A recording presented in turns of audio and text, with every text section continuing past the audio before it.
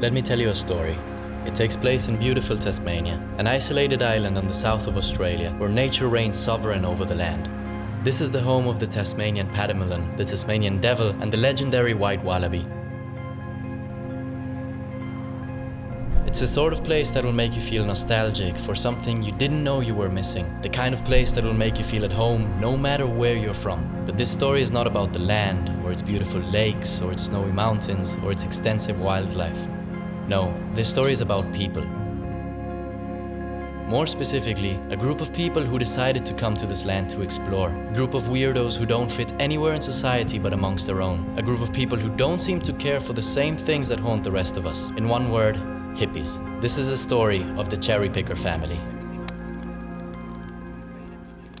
Now, even though many of my friends would consider me somewhat of a hippie, I can assure you that I'm far from it. There are many things that I like about the movement and many things that I incorporate into my own life. However, there are certain things that have always bothered me. In the case of our little tribe of travelers, for example, our campsite looked like a dump for most of the season, and it wasn't possible to be maintained clean for more than one full day without becoming a shithole again. On top of that, our stuff was constantly disappearing without a reason, which is really sad in a group of people where everyone is just as broke. Of course, this was the responsibility of a few and not of everyone, and I know this is not part of the hippie manifesto or however you want to call it, but unfortunately it does seem to be a pretty typical problem to encounter at places like this. The reason I share the negative sides first is because I want you to understand that not everything was perfect, and yet I had a great time. I've met people that I hope will be my friends for the rest of my life. People who don't care about the same type of stuff most people would care about. People that I was able to have much more deep relationships with, since the common dirt of modern life had not penetrated into theirs, which meant that their lens of life was somewhat clean. The reason I call it the cherry picker family is because we all lived together in the same campsite, one that was located in the middle of a cherry farm where we would go to pick about 5.5 days a week, when the season actually started, at 6:30 in the morning. We all stayed together and we all worked together, so we naturally became really close to one another. But what exactly was it that brought us so close?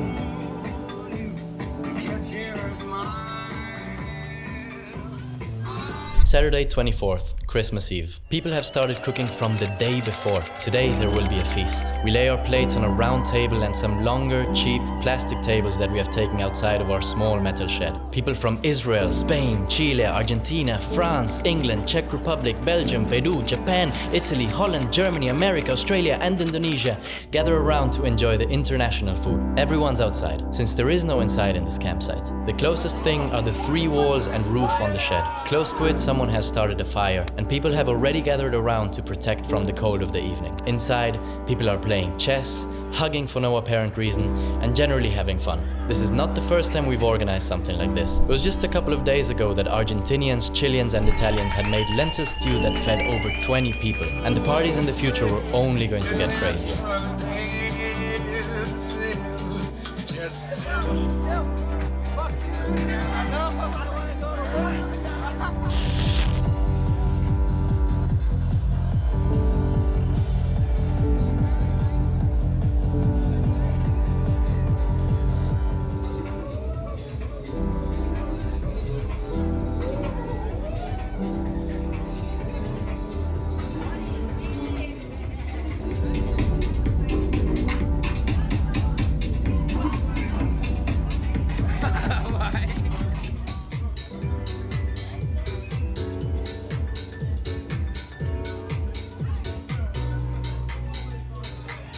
14th and 15th of January 2023. We decide to visit Bruni Island, a place just south of Tasmania where, besides a few houses, 2 restaurants and the roads that connect all, the land is untouched. Our group consists of 1 Korean girl, a bunch of French people, and me, the lone Argentinian. When one's traveling, especially with long-term traveling, one must constantly come to visit places like this to remember why we came to this country in the first place. I'd be lying if I said that the good pay and other factors weren't weighed in, but none of that means anything without this sunset, or this wallaby, or these people. Our most human side comes out at moments like this. I'd say we forget about our worries, but for me, I seem to find the solutions to my problems at times like this. I don't come up with them, the answers come to me.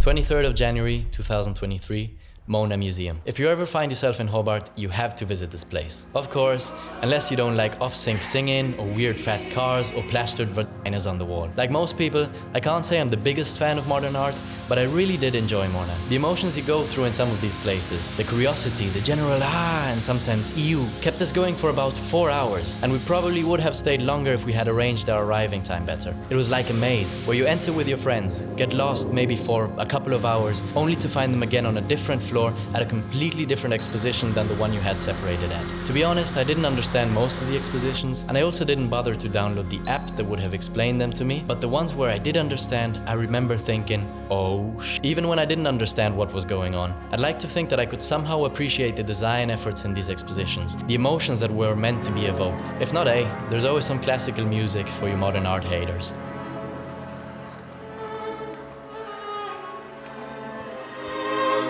And last but not least, Mount Wellington.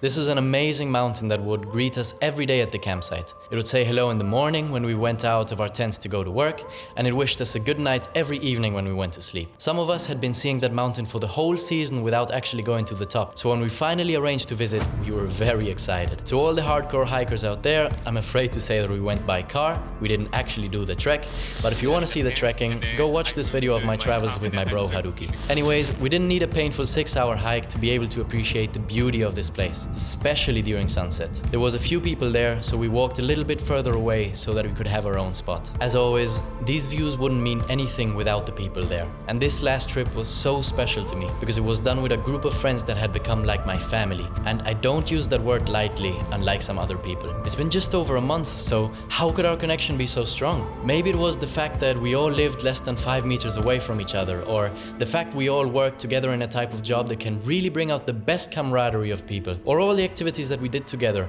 or maybe all of these factors together, or maybe none of them at all. I'll never really know why it clicked between us, but my guess is that it was, amongst other things, the lack of pretentiousness of these people. The fact that none was pretending to be something they were not. None was trying to fit in shoes too big for them. If anything, they used smaller shoes than their actual size. They had no problem taking the piss at each other, and everyone was able to take a dab at their ego. There's a big difference between ego and self-esteem, and in the popular sense of the word, I do believe high ego is a very negative trait. It makes us believe that we're too good for something, or worse, too good for someone. We all have egos, and most of our egos, to be honest, could use some shrinking. It would probably only lead to the growth of our self-esteem. I think that's why I felt so close to these people, closer than I have felt to most people in my travels, to be honest. That, I think, is the strongest point of the hippie movement, the real hippie movement, something that even most hippies don't seem to understand. It's not in the clothes or the dancing or the ceremonial cacao or yes, the drugs, even though they all have their place, but it's in the power to accept, to really accept anyone.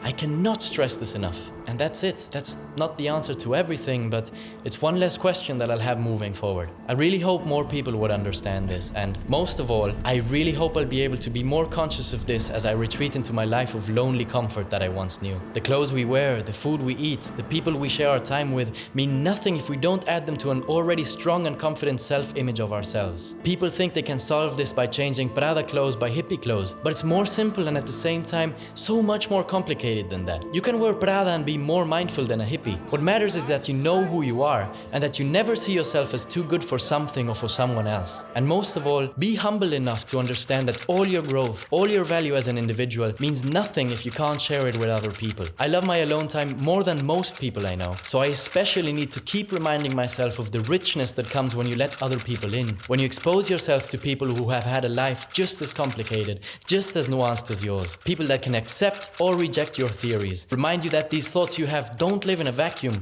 They affect you and the ones around you. And sometimes, just sometimes, they are wrong. So don't be afraid to be wrong. It's the first step towards being right.